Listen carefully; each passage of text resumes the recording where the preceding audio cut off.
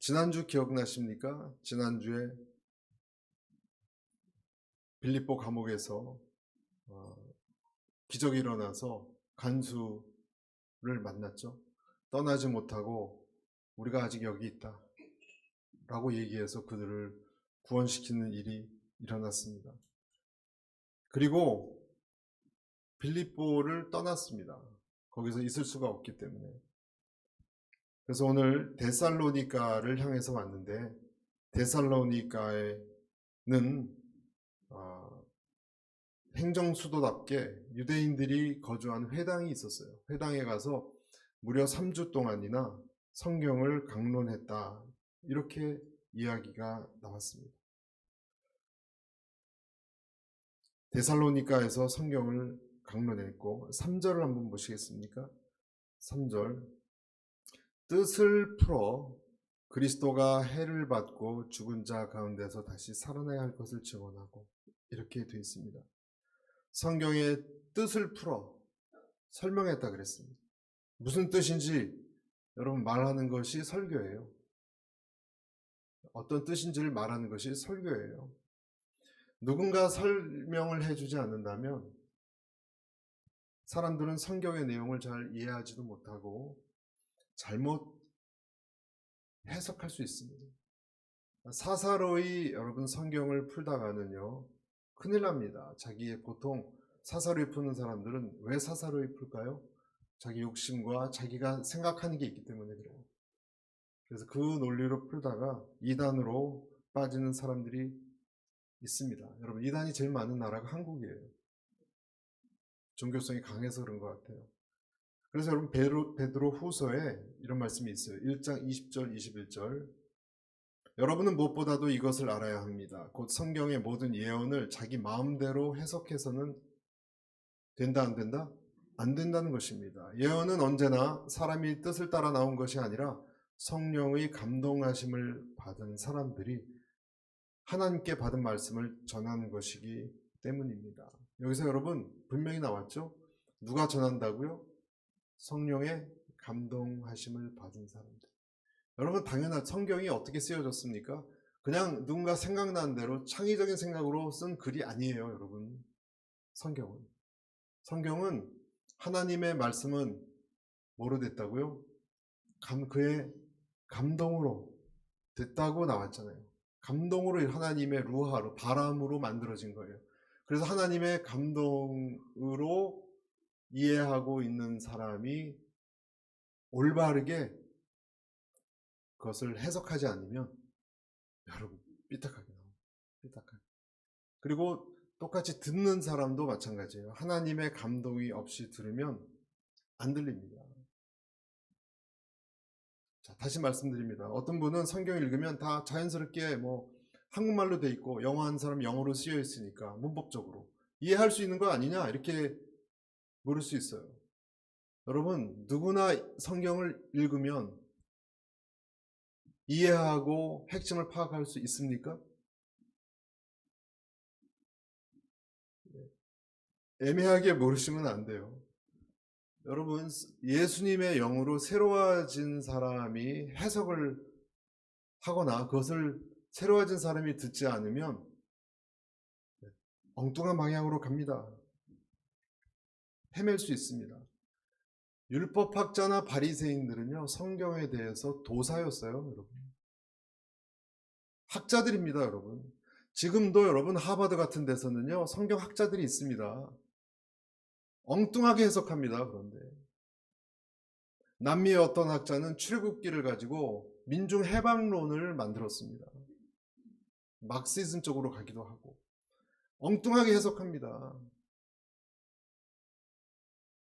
여러분, 성경을 지적으로 이해한다고 아는 것입니까? 그렇지 않습니다. 지적으로 학자와 같은 똑똑한 사람이 성경을 연구하면 하나님의 마음을 알고 설명할 수 있습니까? 네, 아닙니다. 예일이나 하버드의 그 종교학과에 가면요, 성경 박사들이 있는데 그들은 하나님 믿지 않습니다. 믿지 않고도 얼마든지 이해하고 연구하고 발표하고 논문을 쓸 수 있습니다. 그것을 제가 지금 말씀드린 거예요. 성령의 감동으로 이 부분이 들어와 있는 사람이 하나님 말씀을 뜻을 풀어줘야 되는 거예요. 그리고 그 뜻을 받들어서 내가 받을 수 있는 사람이 또 받는 거예요. 그렇지 않으면 어떤 일이 일어나느냐? 계속 예수님하고 논쟁하게 돼요. 계속 하나님하고 싸우게 돼요, 여러분.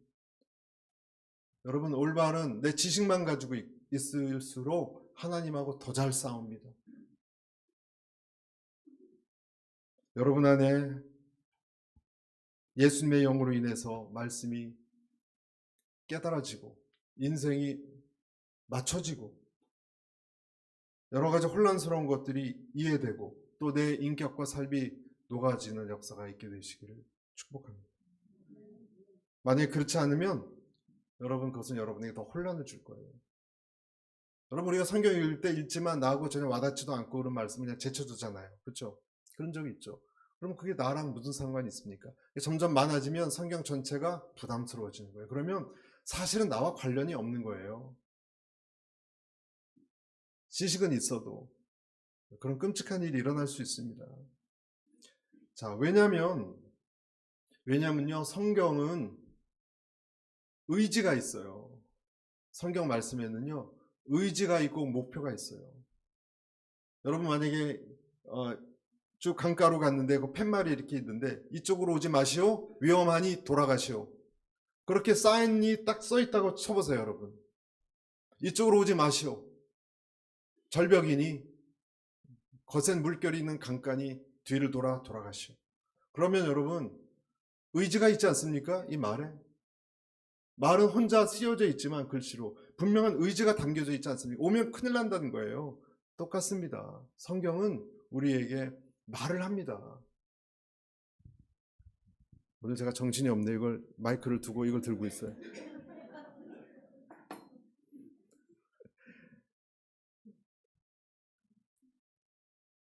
목표가 있습니다. 그래서 하나님 말씀은 살았고 운동력이 있다라는 말씀이에요. 어떤 사람에게는 성경은 죽어 있습니다. 그러나 어떤 사람에게는 액티베이트 됩니다. 살아 있습니다. 이사야서 55장에 이런 말씀이 그래서 있는 거예요. 잘 보세요. 같이 한번 읽어볼까요? 이사야서 55장 11절 시작. 내 입에서 나가는 말도 내가 원하는 것을 이루고 내가 보낸 사명을 성취하지 않고는 허사로 내게 다시 돌아오는 일이 없을 것이다. 어떤 말이 나갔는데 그것이 그냥 피 꺼지는 촛불처럼 꺼지는 그게 아니라 반드시 어떤 것을 이루고 돌아온다는 거예요. 이루고 돌아온다. 말씀이 의지가 있으니까, 말씀이 성취되어야 하니까 그것이 하나님의 말씀이에요. 오늘 이 말씀에 보면 구약 성경 여러 군데에서 예언된 예수 그리스도에 대해서 설명을 쭉 하죠. 보통 그렇습니다. 사도행전에 바울도 그렇고 베드로도 그렇고 구약에 있는 내용을 쫙 설명을 합니다. 구약에 나름대로 공부를 많이 하셨죠. 정통했죠. 그리고 사람들에게 마지막에는 해석만 시키는 것이 아니라 도전을 줘요, 여러분. 이 예수가 누구냐? 당신들이 얼마 전에 못 박아 죽인 예수다. 못 박아 죽인 예수다. 그래서 결단을 내리게 합니다. 어떻게 할래? 어떻게 할래? 결단을 내리게 합니다. 바울도 그랬고 베드로도 그랬고 사도 요한도 그렇고요. 다 우리에게 말씀을 하나님의 뜻으로 풀어서 설명하고요. 뜻을 풀어 설명하는 게 제일 먼저 중요하고 그 다음에는 결단을 요구하는 거예요. 뜻을 풀어준 다음에. 그러면 여러분 그 말씀을 듣고 어떻게 해야 되느냐? 오늘 설교도 마찬가지예요, 여러분. 듣고 뭐 좋은 얘기지가 아니라 모든 설교는 결단을 요구하는 거예요. 어떻게 할래? 이런 말씀이 있는데 이 예수가 너희가 붙잡아 죽인 예수인데 어떻게 하냐? 어떻게 할래? 어떻게 살아갈래? 여러분 중간의 입장은 없습니다. 중간 입장은 없습니다. 어떤 사람이 그런 얘기를 했어요. 어떤 기독교 학자가 유대인 가운데 어떤 남자가 갑자기 나타나서 자기가 하나님이라고 외치기 시작합니다. 여러분, 갑자기요, 여러분, 동네에 어떤 남자가 나타나서 자기가 하나님이라고 외치기 시작하고 자기 외에는 죄를 사할 수 있는 그 파워를 가진 사람은 아무도 없다고, 자기가 하나님의 아들이라고 주장을 하고 다녀요. 그리고 옛날부터 태초부터 항상 존재해 왔다라고 얘기합니다. 그리고 더 나아가서 마지막 날 심판할 것이다라고, 너희 모든 인생을 그렇게 얘기합니다. 그러면 뭐라고 생각하시겠어요? 그 사람이 맞든지 미친 사람이든지, 그렇지 않겠습니까, 여러분? 정신 나간 사람이라고 보통 말하지 않겠습니까? 그런 사람이 있으면 그렇게 똑같이 행한 사람이 예수님이에요. 여러분, 그 사람이 예수라는 거예요. 그러니 그냥 좋은 말이지, 그럴 사람이 어디 있습니다. 어디 있습니까? 정말인가? 하나님의 아들? 미친 사람 아니야? 만약에 정말 인간에 불과한 사람이 그렇게 얘기했다면 그 사람이 정신병자거나 아니면 정말 사탄이 쓰는 지옥의 악마이거나 할 거예요. 잘못된 대로 빠뜨렸으니까. 그렇지 않으면 그는 정말 하나님의 아들일 거예요. 중간은 없다니까요, 여러분.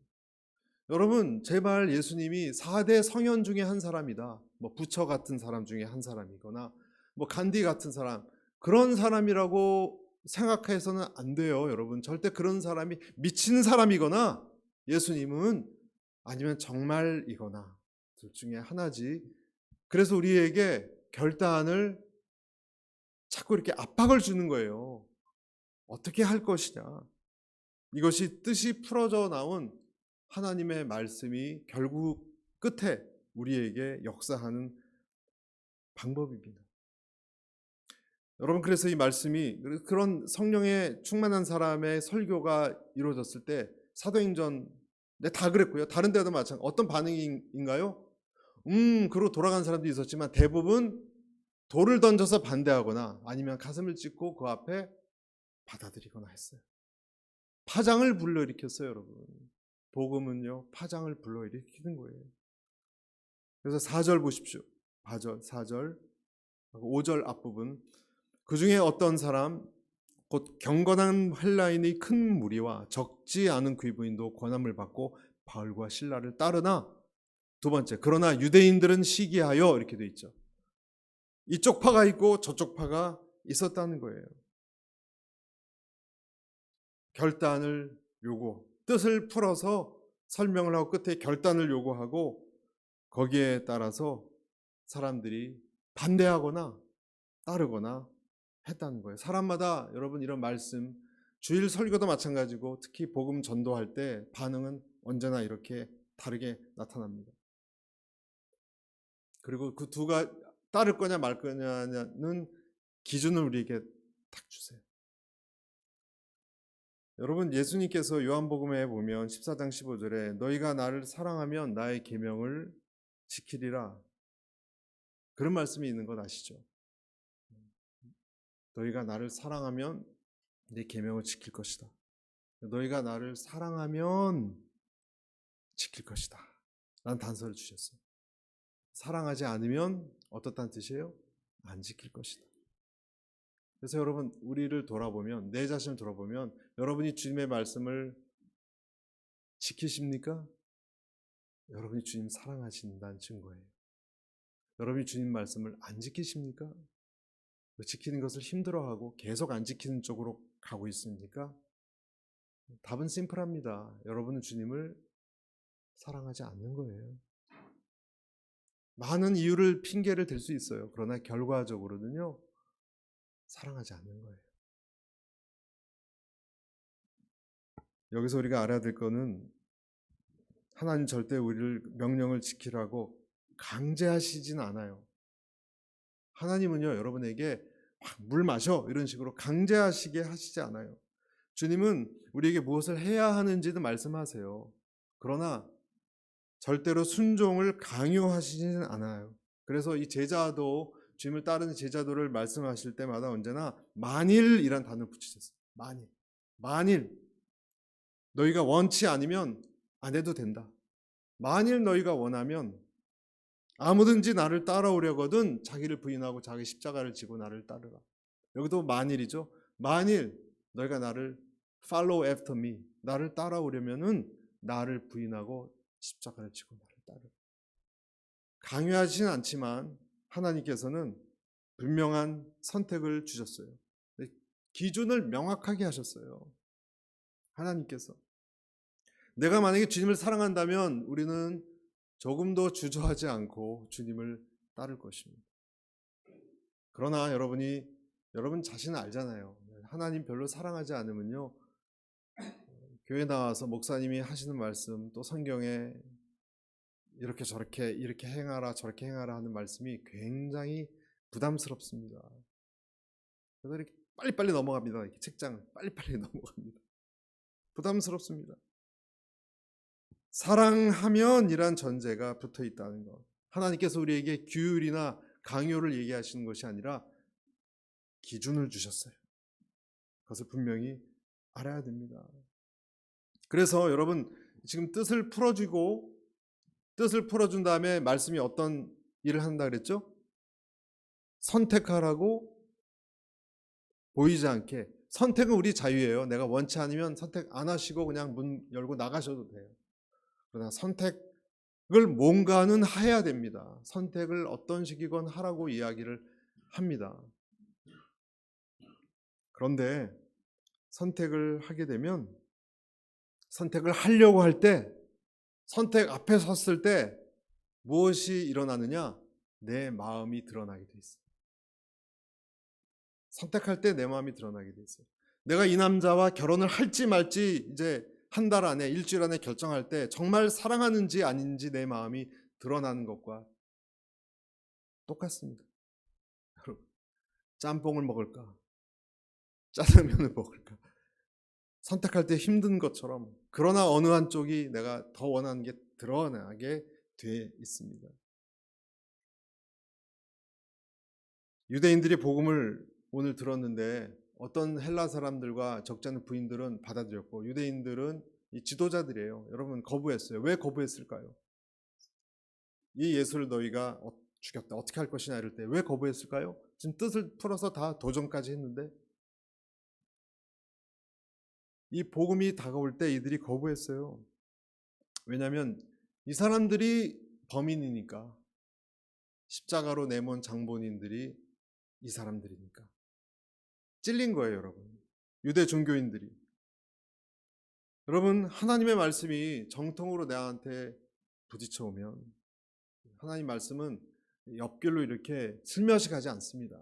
정면으로 부딪혀 옵니다. 정면으로 부딪혀 오면 마치 껌껌한 이 창고에 플래시라이트를 확 켜는 것처럼 드러납니다. 말씀의 역할이에요. 말씀을 제대로 들을 때 그런 역할이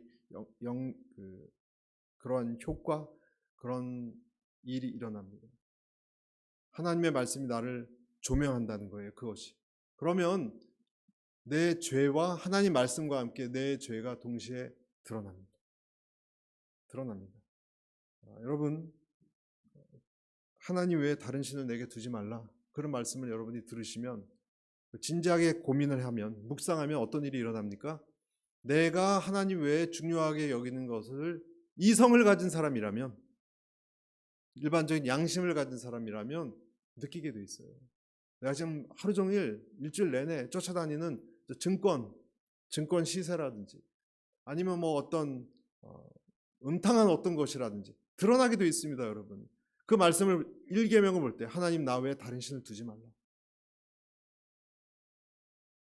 드러나지 않습니까? 여러분, 또 교만한 자를 하나님이 대적하신다 이 말씀을 들으면 내가 교만한 마음이 내 스스로에 대해서 있다면 이 말씀이 거슬려요. 여러분, 뭐 하나님이 나를 그럼 때리시겠다는 거야 뭐야, 이런 마음으로 하나님하고 뭔가가 이게 드러나게 돼 있어요. 이 말씀이, 이 세상의 법은요 내 내면까지 드러내지는 않아요. 겉모습만 갖고 판단합니다. 과속을 하면 과속만 잡아요. 물건을 훔치면 물건 훔친 행위만 잡아요. 그러나 하나님의 말씀은 내 속에 있는 작은 동기까지도 찔리게 만들어요. 그래서 그것을 거부하느냐 마느냐. 오늘 여기 나와 있는 유대인들은 그것 앞에 거부했어요. 흠칫 놀라면서. 여러분이 말씀이 올 때, 정면으로 다가올 때 여러분 흠칫 놀라서 주님 앞에 나아갈 수 있게 되기를 축복합니다. 수사관들이 죄를 범한 사람한테, 범죄자한테 느닷없이 질문하는 법이 있죠. 그럴 때가 있어요. 당신이 죽였지? 네가 했지? 흠칫 놀라잖아요. 그런 것처럼 하나님의 말씀은 비껴가지 않고 우리에게 곧바로 다가옵니다. 매우 위장을 잘하고 그런 말을 들어도 놀라는 척하는 것도 숨기면서 빠져나가는 사람들이 있죠. 그런 사람들이 여기 유대인들이었습니다. 알면서 핑계를 대는데 익숙한 사람들. 여러분, 어떤 사람이 이런 사람들을 그 책에 거짓의 사람들이라고 표현하기도 했습니다. 스코펙 같은 사람은요, 이런 인격들이 있대요. 거짓의 사람들. 하나님의 말씀이 분명히 나한테 말씀하고 있는데 모른 척하고, 모른 척하는 것이 너무나 익숙해진 사람들. 자기를 비추는 이 진리를 왜 거부했는가? 여러분, 유대인들이 왜 거부합니까? 자존심이 상했기 때문에. 자기 자존심이 훼손당하기 때문에, 그들의 권위가 다 훼손됐기 때문에 그렇게 한 거예요. 여러분, 제가 지금 중요한 말씀을 드렸습니다. 하나님의 말씀을 뜻을 풀어서 설명했고요, 도전했고 우리를 드러낼 때 이게 성령께서 하시는 역할이에요. 이 말씀이 우리에게 임하여 내 안을 흔들 수 있는 그런 일들이 일어날 수 있기를 축복합니다. 그런데 오늘 여기 유대인들은 그렇게 하지 않았고 6절에 보면 야손이란 사람이 아주 예수 믿으려고 한 사람인데 이 집에 묵었더니 이제 그 사람을 가서 막 따지고 회방하고 괴롭혔던 거예요. 6절, 발견하지 못함에 바울과 실라를 잡으려고 찾아다녔는데요, 그 거리에 있는 불량배들하고 발견하지 못함에 야손과 및 형제들을 끌고 읍장들 앞에 가서 소리질러 이르되 천하를 어지럽게 하던 이 사람들이 여기도 이르매 7절, 야손이 그들을 맞아 들였도다. 이 사람들이 다 가이사의 명을 거역하여 말하되 다른 임금 곧 예수라 하는 이가 있다 하더이다. 계속 바울과 실라와 이 복음을 전하는 사람들을 비판하는 거예요. 이 사람들이 다른 왕을 섬기고 있다. 야손이라는 사람을 붙잡아와서 왜 이런 사람들 집에다 그렇게 잠을 재웠느냐. 그래서 막 무서운 얼굴로 다가갔다 그랬습니다. 그래서 8절에 보면 그러나 따져도 무리와 읍장들이 이 말을 듣고 소동하여 9절, 야손과 그 나머지 사람들에게 보석금을 받고 놓아주니라. 뭐 집에 재운 게 무슨 죄가 됩니까? 그래서 다시는 그러지 말라고 이 보석금을 주고 풀어줬습니다. 풀어줬음에도 불구하고 10절 보시면 같이 읽습니다. 시작. 밤에 형제들이 곧 바울과 실라를 배려하러 보내니 그들이 이르러 유대인의 회당에 들어가니라. 하나님 말씀에 반응을 했고요. 야손과 그 가족들은 반응을 했고 도전을 받아들였고, 그리고 하나님 앞에 나아간 이 사람들은 자기들을 지금 어떻게 하려고 하는 유대 지도자들 또 불량배들 앞에서 잠시 조용히 있었지만 다시 바울과 실라를 배려하러 보냈습니다. 밤에 형제들이 이들을 배려하러 다 보냈습니다. 야손과 그의 일행들은 절대로 굴하지 않았습니다. 한 번 말씀이 들어온 사람들은요, 하나님께 나아가게 돼 있어요. 폭도들의 이 눈을 피해서도 또 그들을 보내는데 함께 했어요. 그리고 밤중에 80km 거리에 있는 베레아라는 곳에 도착했어요. 가서 또 지치지 않고 또 복음을 전했습니다. 대단하죠, 이 사람들도. 바울과 실라도. 베레아란 두 번째 곳으로 갔더니 베레아 사람들은 좀 독특합니다. 앞에 데살로니가와 달랐습니다. 11절 같이 읽어보겠습니다. 11절 시작. 베레아에 있는 사람들은 데살로니가에 있는 사람보다 더 너그러워서 간절한 마음으로 말씀을 받고 이것이 그런가 성경을 상고함으로. 여기서 여러분 너그러워서 영어로는 노블 이렇게 되어 있는데 너그럽다는 것이 무슨 뜻이겠습니까? 베레아 사람들에게 와서 복음을 전했는데 이 사람들의 반응은 굉장히 교양 있고 너그럽고 신사적이다. 개역 개정에는 신사적이다라고 나왔는데 이 사람들이 이 말씀을 너그럽게 듣고요. 그리고 이것이 11절에 보시면 또 뭐라고 되어 있습니까? 11절 한번 보여주십시오. 계속. 간절한 마음으로, 그렇죠? 간절한 마음으로 말씀을 받고 이것이 그러한가 하며 날마다 어떻게 했다고 나옵니까? 성경을 상고했다 그랬습니다. 이 사람들은 마음이 너그러운 사람들, 신사적인 사람들이에요. 이 원어 뜻을 살펴보면 이 뜻은요, 마음이 꼬이지 않았다는 거예요. 마음이 꼬이지 않는 사람이 될 수 있기를 바랍니다. 마음이 완고하고 자기 주장이 강한 사람이 있어요. 절대로 다른 사람 이야기를 듣지 않으려는 사람. 복음 들어가기 힘들어요, 여러분. 가족 중에도 그런 사람이 있으면 정말 힘들어요. 아무리 얘기해도. 제가 한번 말씀드렸나요? 임종하시는 할머니, 온 가족이 할머니 좀 예수님 믿게 기도했는데 임종하시는 순간 이제 5분 있으면 하나님 만나는 그때 제가 복음을 전하는데도 입을 꽉 다물고 안 믿겠다시는 거예요. 그래서 입을 막 벌렸어요. 이렇게. 아멘 하시라고. 곧 하나님 만났는데 끝까지 입을 꼭 물고 왕관 온 가족이 정말 너무너무 가슴 끝까지 안 여셨어요. 편견 없는 사람. 여러분 꼬이지 않았고 편견이 없었고 진솔했고 의심하지 않는 긍정적인 마음을 가지고 있었다는 거예요. 누가? 이 사람들이. 그래서 왜 그렇게 됐을까? 간절한 마음이 있으니까. 그리고 성경을 상고했다 그랬습니다. 여기서 여러분 중요한 부분이요. 날마다 성경을 상고했다 그랬습니다. 이 뜻은 무엇입니까? 여기 나와 있지 않습니까? 이것이 그러한가? 정말인가? 저 사람 말하는 게 진짜인가? 성경에 나와 있는 내용이 정말 예수님을 예언하고 있는 이 말씀대로가 저 사람 예수가 메시아인가? 사실인가? 하나님 살아계심이 사실인가? 이것에 대해서 진지했다는 거예요. 여러분 하나님을 알아가는 사람들의 아주 중요한 특징입니다. 이 세상 많은 사람들은 어떤 사람 그런 얘기했습니다. 인간은 죽음이나 비참이나 질병 이런 것을 생각하기 싫어서 여러분 죽은 다음에 어떻게 돼? 이런 얘기 하고 싶어 하세요? 사람들은 본능적으로 그것을 그 주제가 나오면 회피한대요. 그리고 사소한 것에 소일거리를 찾는데요. 그래서 자꾸 여러분 스마트폰을 보고 또 누구를 만나서 잡담하고 또 어디 가서 뭘 쇼핑하려고 하는 거 다 사실은 내가 생각하기 싫어하는 진지한 주제들을 묻어두고 그러한 소일거리, 흥미거리, 엔터테인먼트 쪽으로 사람들이 간다는 거예요. 탁월한 통찰인 것 같아요. 정작 중요한 주제에 대해서는 깊이 생각하고 싶어 하지 않습니다. 예를 들어 여러분이 20년 후에 30년 후에 어떻게 죽을지 여러분 생각하고 싶습니까? 야, 다른 얘기해.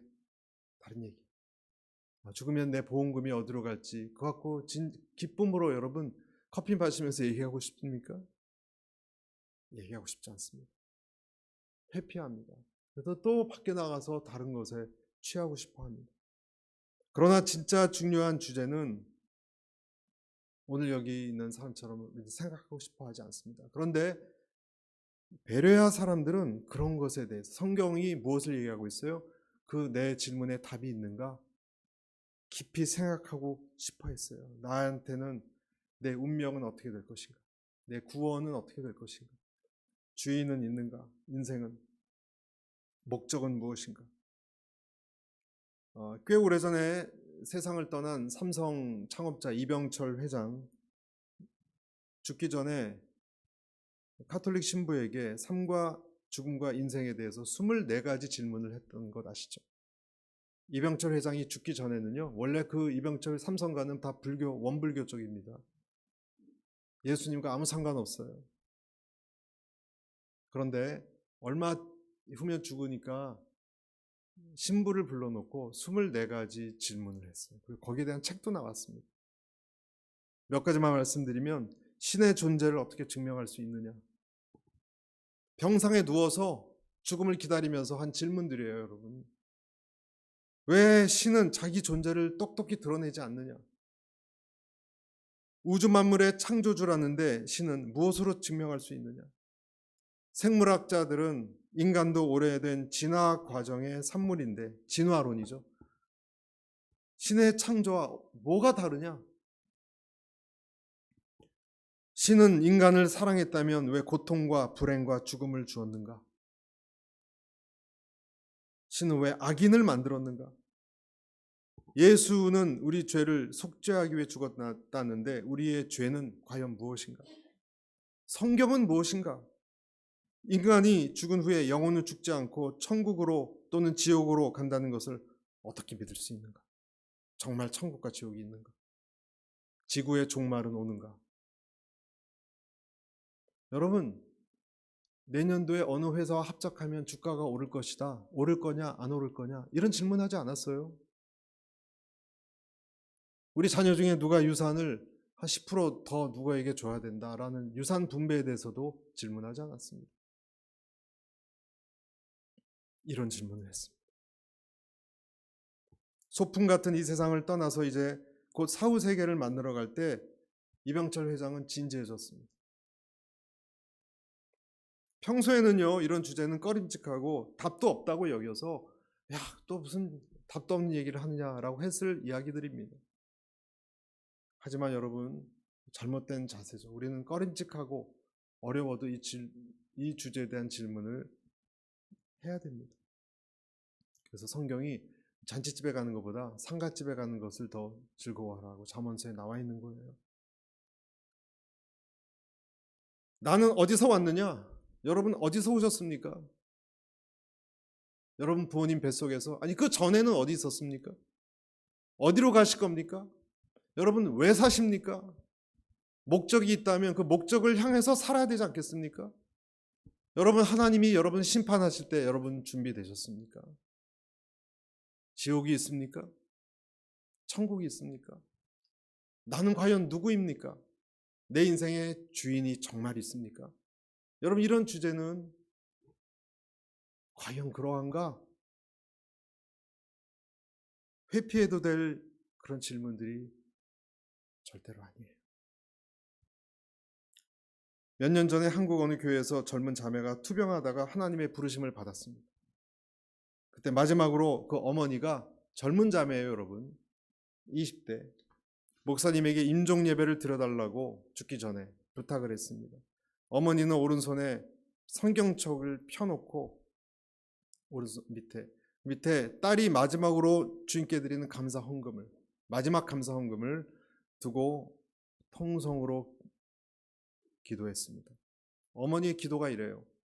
하나님, 제 딸이 끝까지 믿음을 지킨 것, 그리고 딸의 투병 생활을 통해서 믿지 않던 가족들이 예수님께 나오게 해주신 것 감사합니다.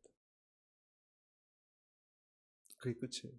여러분 이 딸에게는, 이 자매에게는 소원이 있었는데 선교지에 가서 선교사로 복음을 전하는 것이었어요. 그런데 그렇게 하지 못하고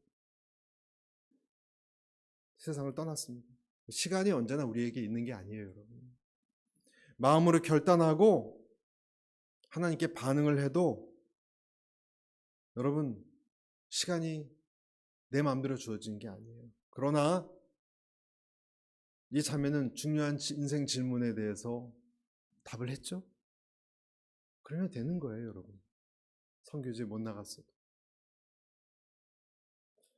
여러분 말씀을 마치겠습니다. 하나님의 인간을 향한 최초의 질문이 무엇입니까? 내가 어디 있느냐라고 아담에게 그랬습니다. 이 말은 아담아 너는 어디 있어야 하느냐 그 뜻이에요. 사실은 너는 누구냐, 그래서 어디에 소속된 자냐, 그렇게 질문하는 것과 마찬가지입니다. 여러분 하나님께서 이 시간 여러분에게 오늘 말씀을 풀어주시고 그리고 여러분에게 도전하시고 그 도전할 때 여러분의 마음이 말씀을 들을 때 따라 되냐 말아 되느냐 선택에 놓게 하시고 여러분의 주저함과 여러분의 나태와 거짓됨을 때로는 드러내시고 그리고 선택하게 하십니다.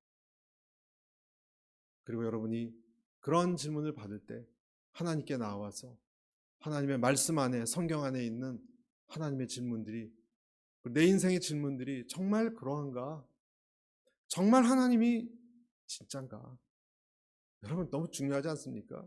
그리고 내가 제대로 살고 있는가? 엉뚱한 걸 쫓다가 나중에 후회하는 것 아닌가?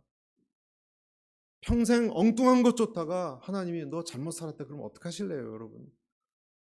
그래서 정말 내가 하나님을 위해서 가는 이 길을 하나님이 인정하시는 건가? 이런 질문 앞에 질문하시고 답을 얻으시고 승리하시는 배려할 사람들과 같은 여러분과 제가 되시길 축복합니다. 기도하겠습니다.